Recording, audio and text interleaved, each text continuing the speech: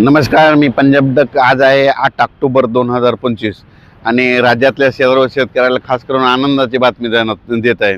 मी जात आहे संभाजीनगरकडं. एक मीटिंग आहे, त्या मीटिंग निमित्त जाता जाता म्हणलं इंस्टाच्या माध्यमातून शेतकऱ्यासाठी आनंदाची बातमी द्यावी.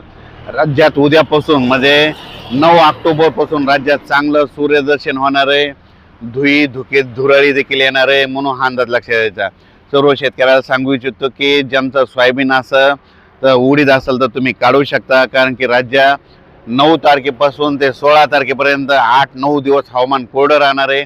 पाऊस काय येणार नाही, त्याच्यामुळे तुम्ही सोयाबीन काढण्याची तयारी करा, पेरणीची देखील तयारी करा. आता पावसानं विश्रांती घेतलेली आहे, म्हणून हा अंदाज खास करून महाराष्ट्रातल्या शेतकऱ्याला अंदाज देत आहे.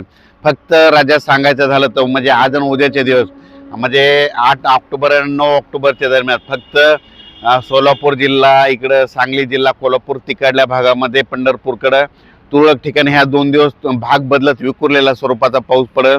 सर्वदूर काही पडणार नाही, म्हणून हा अंदाज त्या 3 जिल्ह्यातल्या लोकांनी देखील घ्यायचा.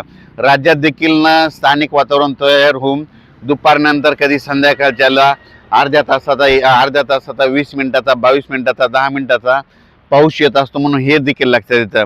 पण राज्यात मात्र उद्यापासून म्हणजे सांगायचं झालं तर 9 ऑक्टोबरपासून चांगलं हवामान कोरडं राहणार आहे. पाऊस काय येणार नाही, त्याच्यामुळे काही चिंता करायची गरज नाही. शेतकऱ्यांनी सोयाबीन काढा आणि रात्री येत असताना काय करायचं, झाकून देखील ठेवत जा, म्हणून हा अंदाज लक्षात यायचा.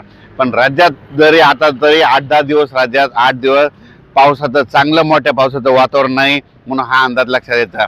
पूर्व विदर्भ, पश्चिम विदर्भ, दक्षिण महाराष्ट्र, उत्तर महाराष्ट्र, कोकणपट्टी, खानदेश, मुंबई, पुणे सगळ्या जनतेला शेतकऱ्याला सांगू इच्छितो की राज्यात सध्या तरी पावसाचं आता 8 दिवस वातावरण नाही, म्हणून हा अंदाज लक्षात यायचा. तुम्ही तुमच्या पेरणीची तयारी करू शकता, सोयाबीन देखील काढू शकता, म्हणून हा अंदाज लक्षात यायचा. धन्यवाद.